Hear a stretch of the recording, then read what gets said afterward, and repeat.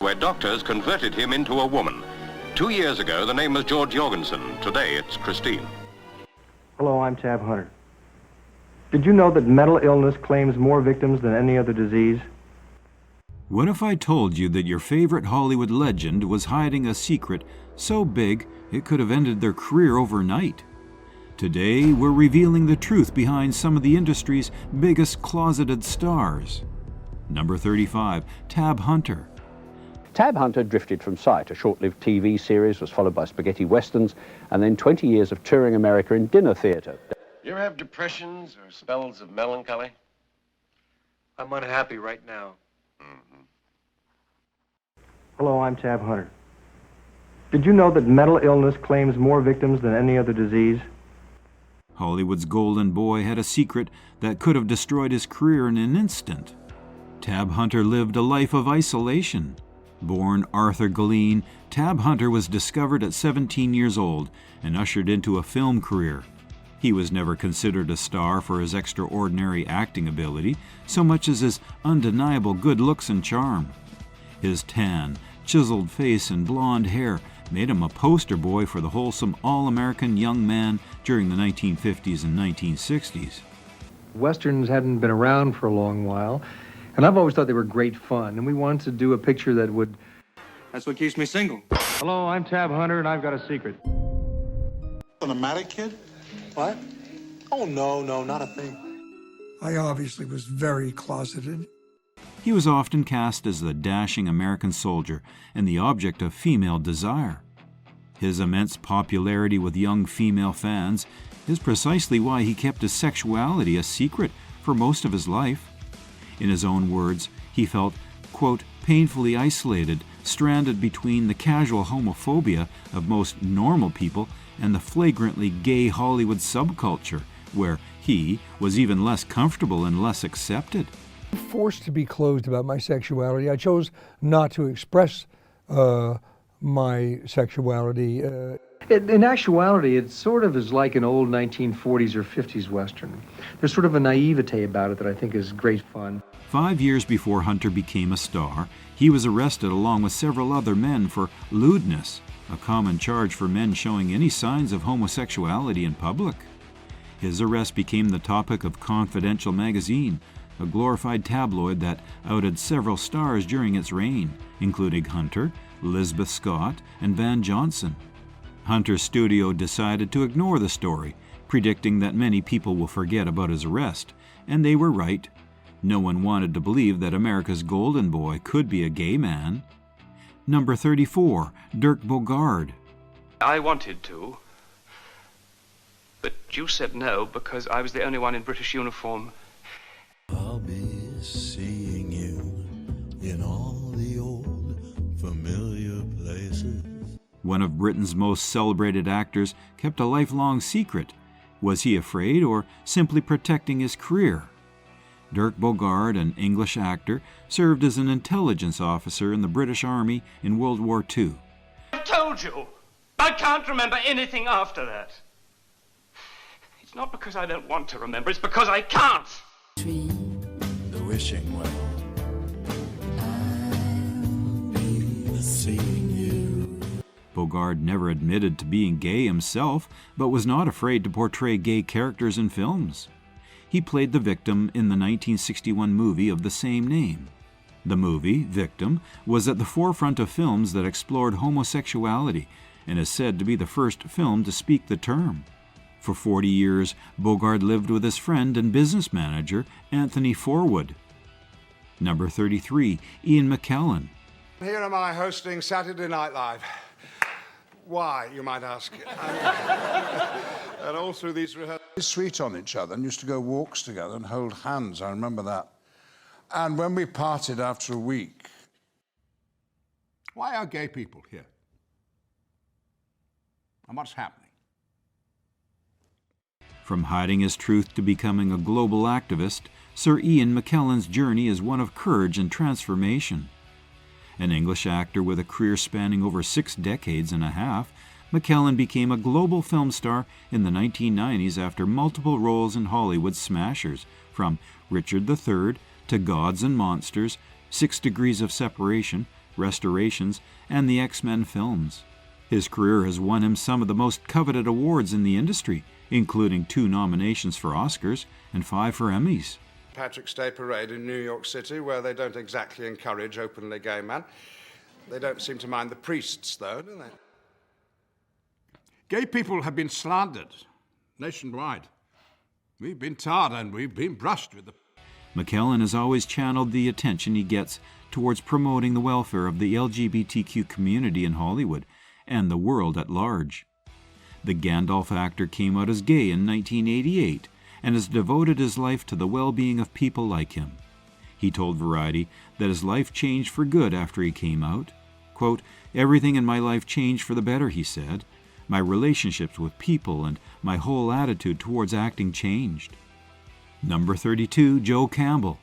Famous for playing the Sugar Plum Fairy, Joe Campbell's life had more than just fame. His love affair with a political icon remains legendary. Joe Campbell was an American actor who appeared in the 1965 film My Hustler. In the film, Campbell's role was called Sugar Plum Fairy.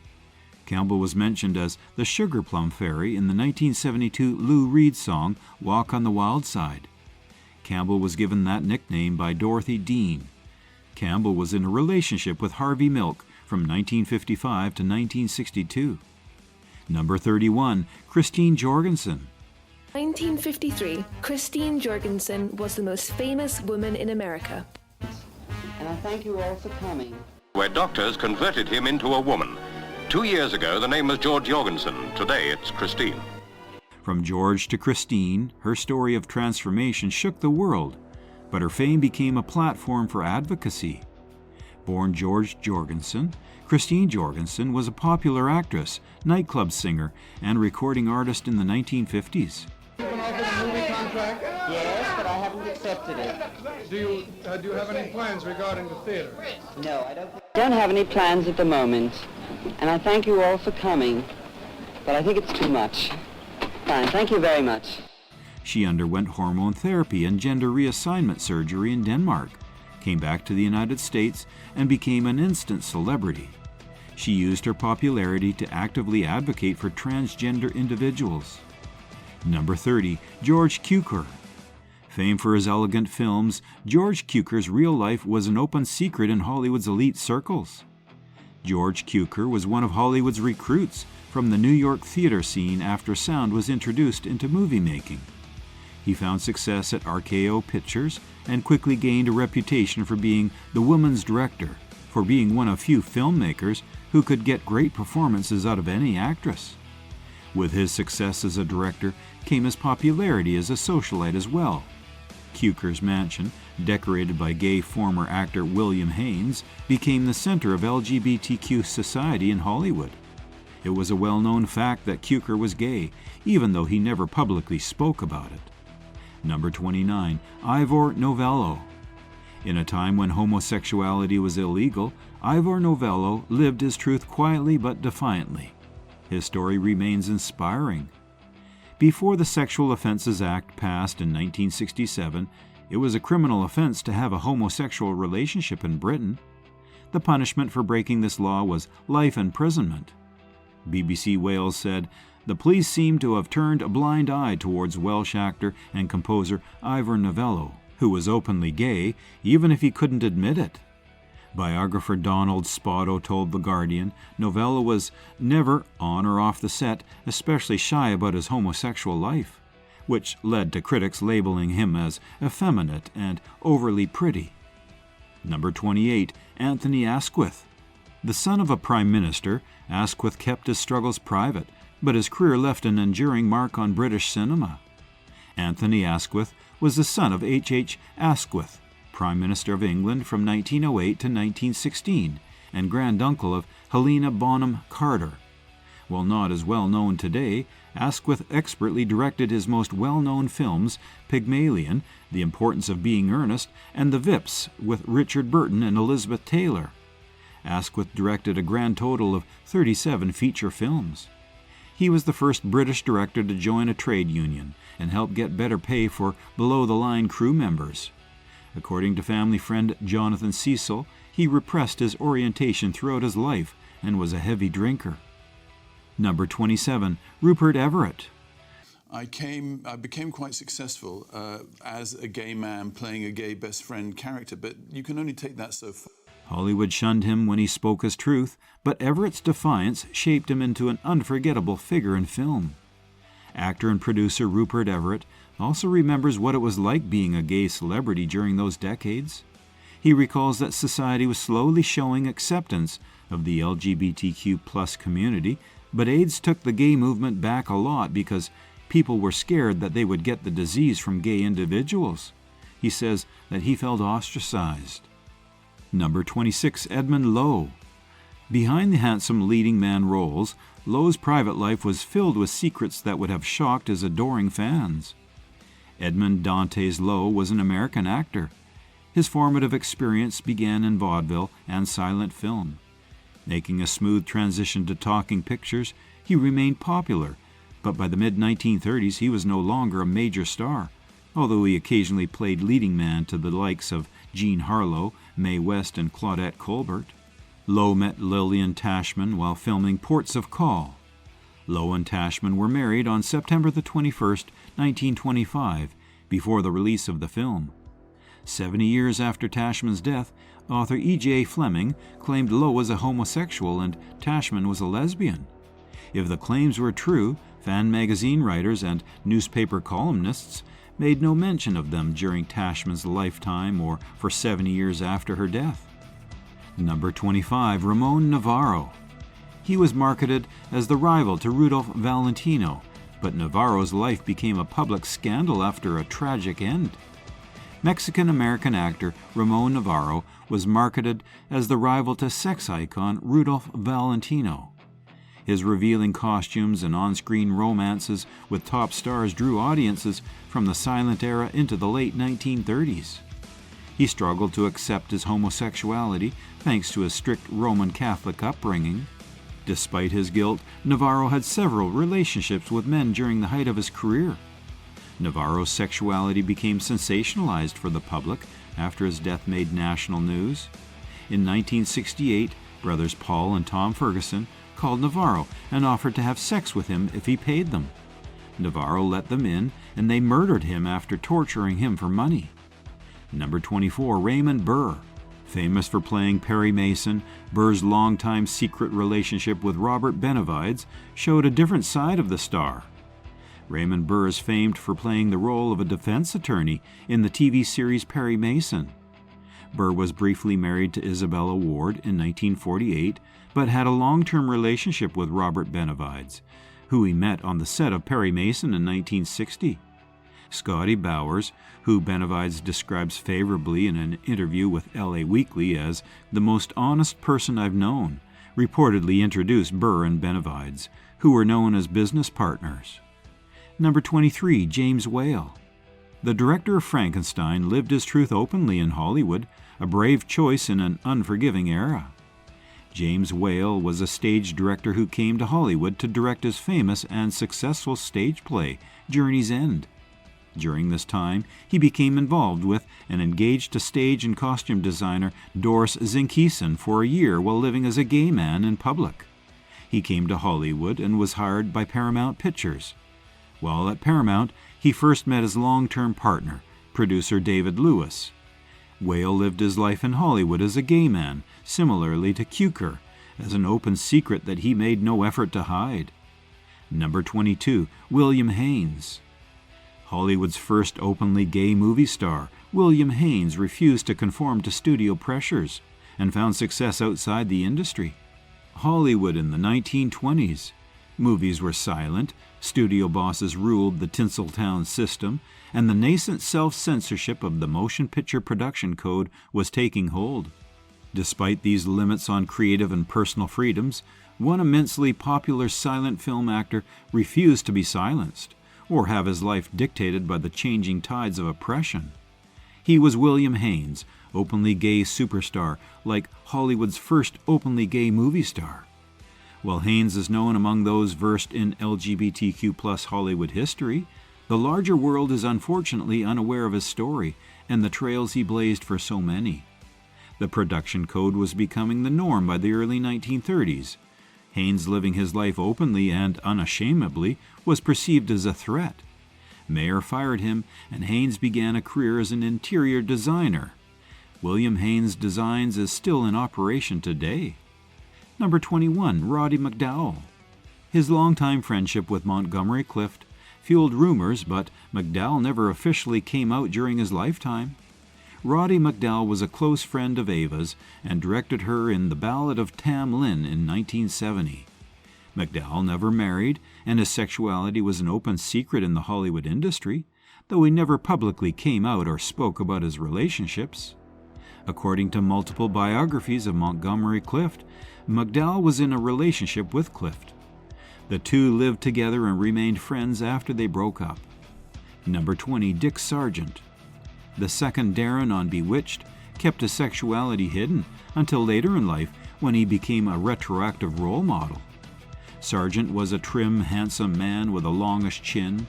He played a variety of gawky businessman roles in feature films before finding a niche in TV history as the second Darren on Bewitched. Shortly before his death, Sargent publicly proclaimed he was gay and became what he called a retroactive role model in the battle for gay rights. Number 19, Richard Pryor. He was a comedian legend with a controversial past, and one rumor about Pryor and Marlon Brando shocked the world. Richard Pryor was an American stand-up comedian, actor, and writer. He struggled with substance abuse, and he even set himself alight while under the influence. Pryor had 7 children born to 5 separate mothers. He also married 7 times to 5 different women. He died from a heart attack in 2005. In 2018, one of his ex-wives told TMZ that Pryor had had an affair with Marlon Brando in the 1970s, adding that, "It was the 1970s. If you did enough cocaine, you'd F a radiator and send it flowers in the morning." Quincy Jones also indicated that Pryor and Brando had been intimate in a Vulture interview when he was discussing Marlon Brando's sexual escapades and said they included Richard Pryor. Number 18, Jean Cocteau. A multi-talented artist, Cocteau's relationships with men were an open secret, but his works also contained a personal confession. Jean Cocteau was a French poet, artist, illustrator, playwright, author, critic, and director who was constantly creating in different artistic fields. He made the black and white classic Beauty and the Beast in 1940, but made his first feature in 1930. While he never fully acknowledged it, Cocteau wrote Le Livre Blanc, or The White Paper, which many consider a confession of his orientation as a gay man, but that one author, Richter Norton, sees as a treatise on homophobia. Like Arzner, Cukor, and Whale, Cocteau lived his life as a LGBTQ+ artist as an open secret. His long-term lovers were Jean Marais and Edouard Dermot. Jean Marais was considered Cocteau's muse and starred in Beauty and the Beast and The Eagle with Two Heads after Cocteau discovered him working in a play. Number 17, Montgomery Clift. Hollywood's golden boy lived a life of heartache, battling inner demons and hiding his true self from the world. Montgomery Clift began working in Hollywood at age 25, with his first role in Howard Hawks' Red River. Incidentally, the film is noted for its unintentional homoerotic undertones. Clift soon rose as a successful Hollywood star, thanks to his use of method acting in often moody performances in films like A Place in the Sun and From Here to Eternity. He was his most expressive when he said nothing at all. Clift never publicly talked about it, but close friend Elizabeth Taylor admitted he was gay at the 2000 GLAAD Media Awards. The two acted in 3 movies together, including Suddenly last summer, which had Clift play a gay man. Number 16, James Daly. His private battle with his sexuality nearly destroyed his family, but Daly's legacy lives on through his iconic television work. James Furman Daly was an American theater, film, and television actor who is perhaps best known for his role as Paul Lochner in the hospital drama series Medical Center, in which he played Chad Everett's superior. According to his son, Tim Daly, during an interview on CBS News Sunday morning, James Daly came out to Tim as gay a decade after divorcing his wife, Hope. His struggle to come to terms with his sexual orientation nearly put a rift between him and his family, as homosexuality was still considered a mental illness until the early 1970s. He and his wife tried and failed at curing him. After their divorce, Daly decided to limit his contact with his children out of fear that they would end up mentally ill themselves. Number 15, Adrien. Adrien was the man behind Hollywood's glamorous fashion, but his marriage to Janet Gaynor raised many questions. In 1924, Rudolph Valentino's wife, Natasha Rambova, brought young Adrien Adolf Greenberg to Hollywood to help her design costumes. From then on, he began to influence fashion on screen and all around the world with costumes for The Wizard of Oz and stars like Joan Crawford, Greta Garbo, and Katharine Hepburn. He became so popular that he only needed to be credited with Gowns by Adrien and dropped his last name. In 1939, he married Oscar-winning actress Janet Gaynor, to whom he remained wed until his death in 1959. Rumors about both Adrien and Gaynor's sexuality have been hard to prove. Their marriage is believed to be a lavender marriage, which was an arrangement made to debunk rumors that they were both gay. Number 14, Sal Mineo. An Academy Award nominee at 17 years old, Sal Mineo was one of the few stars brave enough to admit his bisexuality in public. Sal Mineo is best known for his role as Plato, a presumably gay teenager in Rebel Without a Cause. He was the fifth youngest actor to receive an Academy Award nomination for his portrayal in the film. Mineo was one of the few celebrities open about their sexuality in the 50s and 60s, and publicly admitted he was bisexual. Mineo started a long-term relationship with Courtney Burr in 1970. They had been together for 6 years before Mineo's murder in 1976. Number 13, Luchino Visconti. The Italian count who revolutionized cinema also made waves with his unapologetic approach to his identity.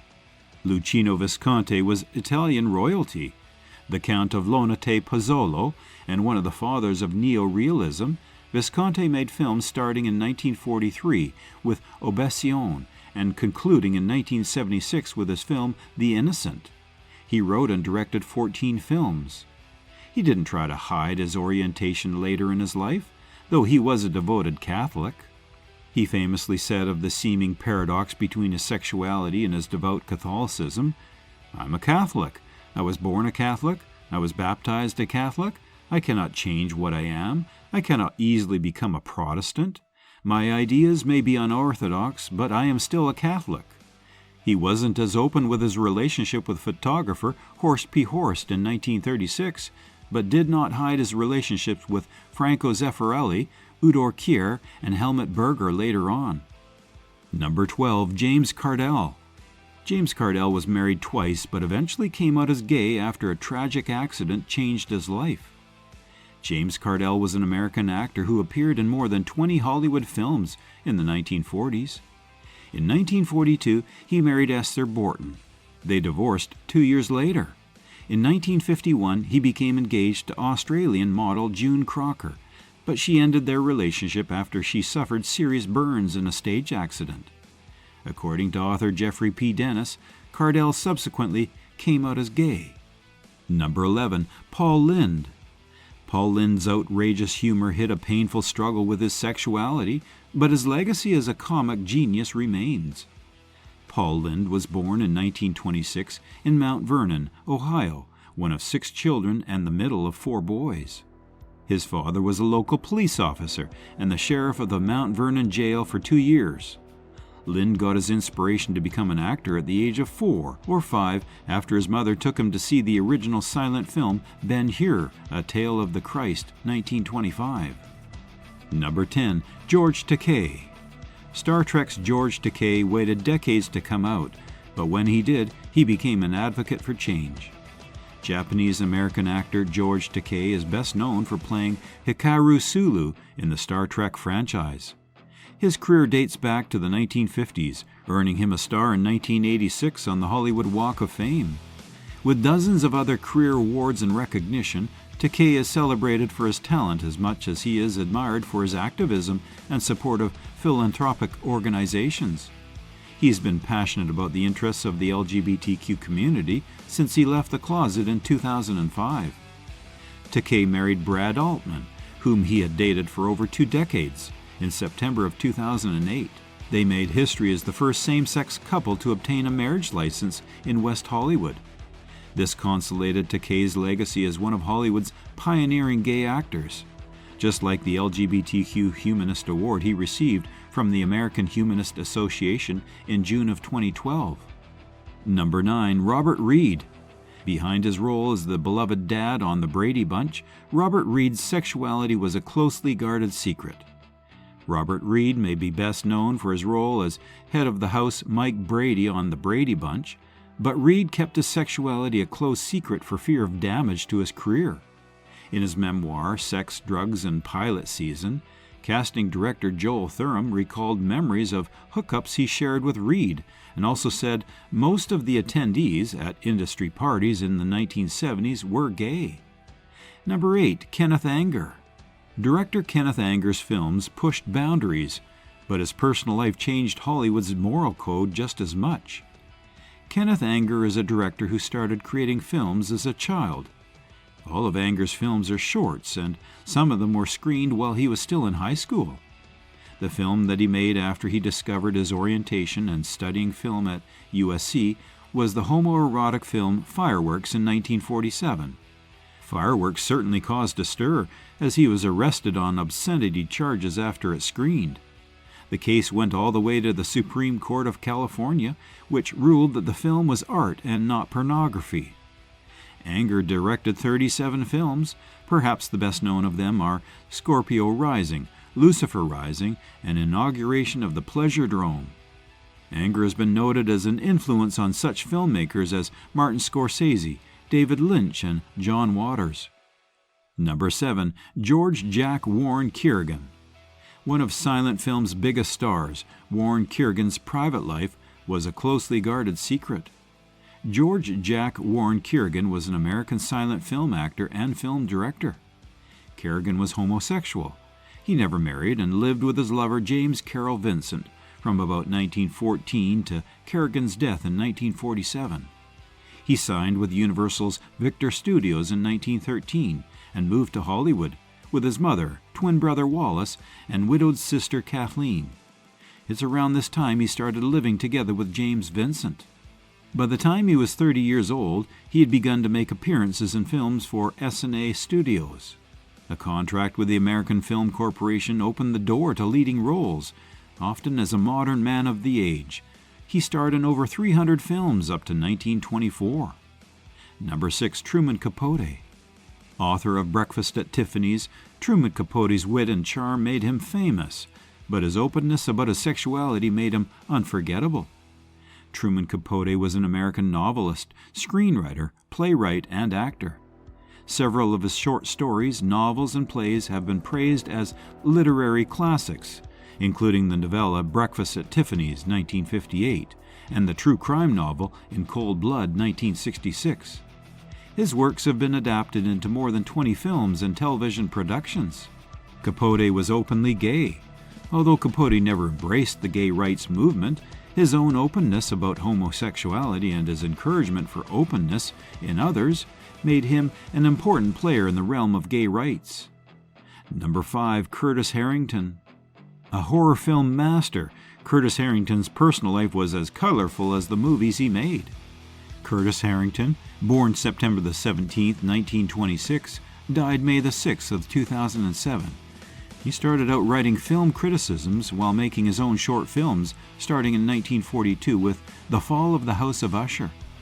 He proceeded to work throughout the 1960s and 1970s in horror films, his most famous being Whoever Slew Auntie Roo with Shelley Winters, Queen of Blood that starred John Saxon, Basil Rathbone, and Dennis Hopper, and What's the Matter with Helen, and in television where he directed episodes of Beretta, Charlie's Angels, and Wonder Woman, and TV movies like Devil Dog, Hound of Hell.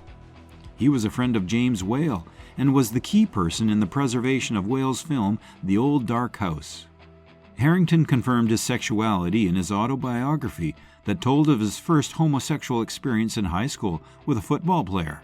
Harrington said, "I knew immediately, with a horrible kind of prescience, that I was doomed to never again have such an intense experience of passion, and that I would feel an emptiness because of it for the rest of my life. Indeed, the bleakness I felt at the center of my heart thereafter was never to be relieved." Number 4, Richard Chamberlain. Dr. Kildare himself spent most of his life hiding his sexuality, but Richard Chamberlain's talent still shines today. Actor and singer Richard Chamberlain, who is now 89 years old, recalls that growing up in the 1940s and 1950s, being gay simply wasn't an option, so he had to hide his true identity, especially working as an actor. Number 3, Richard Cromwell. Married to Angela Lansbury for a year, Cromwell's sexual orientation was an open secret, but it didn't stop their friendship. With smooth, boyish good looks, Richard Cromwell had the markings of a Hollywood star, while talking movies were still in their infancy. Falling far short of that goal, some of which was his own doing, he is hardly remembered today. The equivalent back then in fresh-faced, fair-haired appeal to 60s Dr. Kildare, 1961, star Richard Chamberlain, Cromwell enjoyed similar overnight stardom and heartthrob status. By decade's end, however, his once meteoric career had crashed and burned. Cromwell was married once, briefly in 1945 and 1946, to actress Angela Lansbury, when she was 19 years old and Cromwell was then 35. According to the biography, Angela Lansbury, A Life on Stage and Screen, Lansbury stated in a 1966 interview that her first marriage was a mistake and that she learned from it. She stated, quote, "I wouldn't have not done it," and, quote, "I was too young at 19. The marriage shouldn't have happened." Articles based on interviews with Lansbury have stated that Cromwell was gay. Cromwell and Lansbury, though, remained friends until his death in 1960. Number 2, Anthony Perkins. Norman Bates shocked audiences, but Perkins's private life was even more shocking as rumors swirled around about his sexuality. Anthony Perkins, best known for his portrayal of Norman Bates in the film Psycho, was a married father of 2. Rumors circulated that Perkins had had many affairs with men throughout his marriage. The most prevalent was his alleged affair with fellow actor Tab Hunter, but numerous sources revealed that Perkins was constantly looking for handsome young men. Scotty Bowers, a Hollywood pimp, claimed he always wanted someone different and would ask, "Who do you have for me for tomorrow night that would surprise me? Anything really new?" Perkins was diagnosed with HIV and died at the age of 60 from complications. His death was shocking to many adoring fans, as his medical condition was private and not divulged in public. He was with his family when he died. Of note, his wife Barry Berenson died on American Airlines Flight 11 during the September 11th terrorist attack. Number 1, Rock Hudson. Hollywood's ultimate leading man, Rock Hudson's sexuality remained a secret until his tragic battle with AIDS made headlines. Rock Hudson was the son of a working-class Kansas family, but had the looks of a movie star. Hudson, like Tab Hunter, was manufactured for stardom by the studio he signed to at the beginning of his career. He was cast in action films and westerns, but found his footing in melodramas directed by Douglas Sirk. Hudson eventually soared at dramas like Giant and comedies like those he did with Doris Day. His career began to decline in the late 1960s, however. Hudson's homosexuality was kept a secret for most of his life. Thanks to his agent Henry Wilson, Hudson's relationships were kept out of the public eye. In order to squash the exposé Confidential threatened to publish, Wilson gave up his other client Tab Hunter's story of arrest before he was a star. Wilson also arranged for Hudson to marry his secretary Phyllis Gates to combat rumors about Hudson's sexuality. The two only remained married for 3 years. In 1984, Hudson was diagnosed with HIV. Although his publicist tried to hide his illness, it eventually broke that he was the first celebrity to have AIDS. He died the following year. While he was not able to have acceptance during his career, as it's depicted in Hollywood, his cultural impact is worth telling. If you thought this was shocking, just wait until you see our other videos on Hollywood's biggest scandals and untold stories. Hit that subscribe button, give us a thumbs up, and don't forget to check out more eye-opening content. See you next time.